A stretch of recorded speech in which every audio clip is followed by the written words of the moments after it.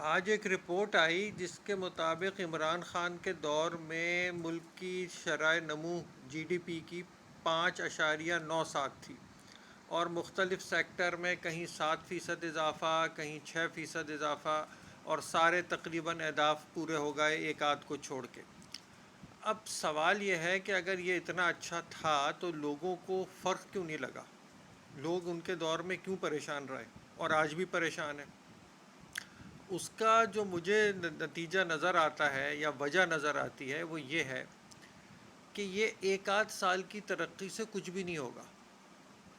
ہمیں مسلسل بہت سال بغیر کسی تعطل و مداخلت کے تقریباً 8% سے زائد سالانہ ترقی کرنی ہے، اور کم از کم 10 سال تک کرنی ہے۔ یہ کئی ماہرین معیشت پہلے کہہ چکے ہیں کہ پاکستان کی آبادی تقریباً 27 سے 28 کروڑ ہے۔ یہ 5%، 6%، 6.5%، اس سے گزارا نہیں ہوگا ان کا۔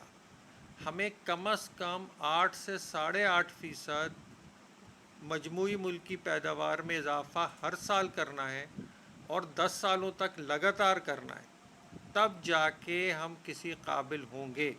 یہ تو ہو گئی ایک بات۔ اب ایک دوسری بات ہے، اور وہ یہ ہے کہ ہمارے ملک میں ارتکاز دولت ہے۔ ابھی پچھلے 3.5 سالوں میں عمران خان کے ہمارا سرمایہ دار طبقہ بہت خوش رہا۔ ٹیکسٹائل کو بہت فائدہ ہوا، تعمیراتی شعبے کو بہت فائدہ ہوا، زراعت والوں کو بہت فائدہ ہوا، بڑے زمیندار بہت خوش ہیں، سیمنٹ والے بہت خوش ہیں، IT والے بھی خوش ہیں، لیکن خوش نہیں ہیں تو عام آدمی خوش نہیں ہے۔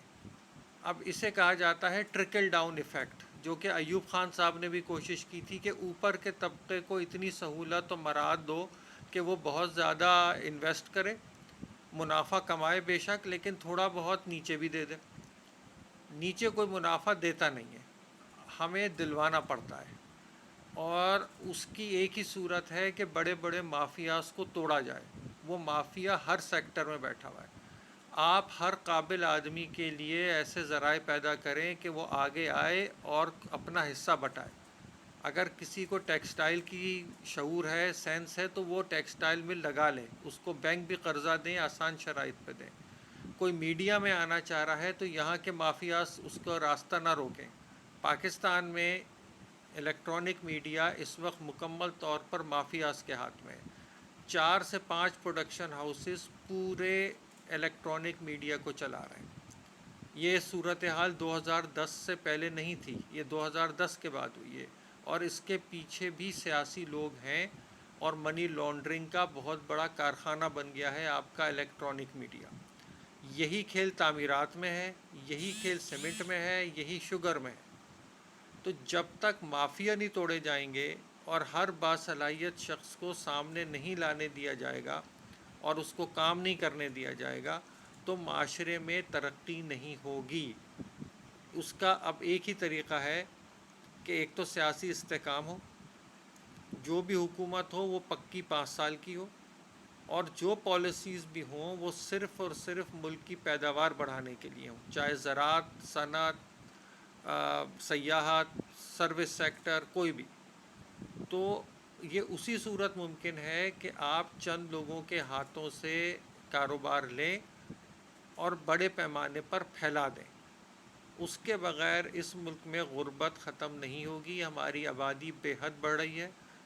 غیر سرکاری اعداد و شمار کے مطابق، جو کہ صحیح ہیں، یہ آبادی 28 کروڑ ہے، اور جب تک اس آبادی کو بڑھنے سے نہیں روکا گیا، کتنی بھی آپ شرائع پیداوار دکھا دیں، اس سے کوئی فائدہ نہیں ہوگا۔ یہ جو میں نے آپ کو 8.5% کا بتایا ہے، یہ اس صورت میں ہے کہ آبادی آپ کی ایک جگہ منجمد رہے، جس طرح چین کی ہے، جس طرح بھارت کی ہے۔ ایون بنگلہ دیش والوں نے اپنی آبادی ہم سے کم کر لی ہے۔ 1971 میں وہ ہم سے 3 کروڑ زیادہ تھے، اب وہ 1 کروڑ کم ہو گئے ہم سے۔ یہ ہم بھی کر سکتے ہیں، اس کے بغیر کوئی خوشحالی نہیں آئے گی۔